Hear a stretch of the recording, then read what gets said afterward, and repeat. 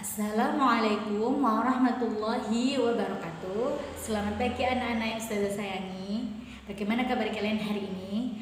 Alhamdulillah, luar biasa, Allahu Akbar.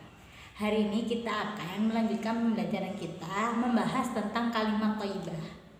Kalimat thayyibah adalah kalimat atau lafal yang baik. Di dalam materi ini kita akan membahas 3 kalimat thayyibah. Yang pertama Allahu Akbar, yang kedua subhanallah, dan yang ketiga masya Allah. Allahu Akbar memiliki arti Allah Maha Besar. Dengan mengucap Allahu Akbar, kita akan mengingat kebesaran Allah dan dapat menghindarkan kita dari sifat tinggi hati atau sombong. Teriakan Allahu Akbar dapat menambah semangat para pejuang ketika melawan musuh. Jadi kalau kita tahu di beberapa referensi perang biasanya umat Islam akan mengucapkan Allahu Akbar untuk membakar semangat para anggota perang.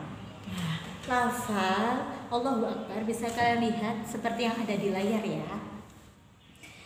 Bacaan Allahu Akbar disebut juga bacaan takbir, yaitu bacaan untuk mengagungkan nama Allah. Dengan mengagungkan nama Allah berarti kita menyatakan bahwa Allah adalah Zat yang Maha Besar. Selain Allah, tidak ada yang pantas untuk memiliki sifat tersebut.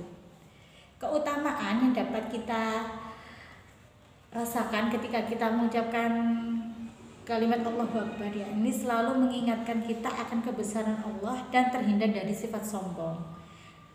Hikmah yang lain bisa kalian simak di LKS halaman 5 sampai halaman 7. Kita mengucapkan Allahu Akbar di dalam berbagai keadaan, seperti ketika memandangkan azan, memandangkan iqamah, ketika menjalankan sholat, ketika berzikir, juga kita sering melafalkan kalimat Allahu Akbar. Oke, anak-anak, kita akan melanjutkan pembahasan kita tentang subhanallah. Kalian bisa lihat penulisannya dalam bahasa Arab seperti yang ada di layar ya. Subhanallah terdiri dari 2 kata, yakni subhan dan Allah. Subhan berarti maha suci, sehingga subhanallah berarti maha suci Allah.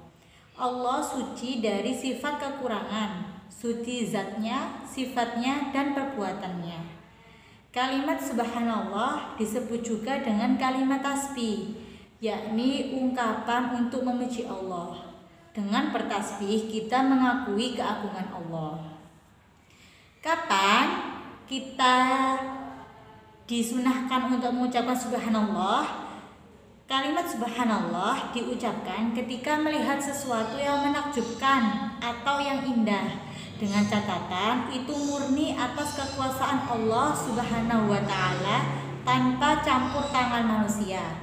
Seperti contoh ketika kita melihat keindahan alam,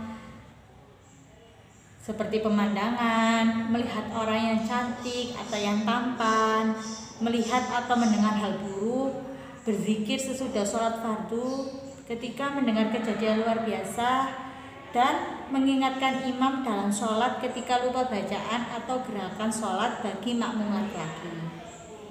Contoh lain penggunaan kalimat subhanallah dalam kehidupan sehari-hari bisa kalian lihat di LKS halaman. Anak-anak, setelah kita tadi bahas tentang subhanallah, kita akan melanjutkan pembahasan kita tentang kalimat thayyibah masya Allah.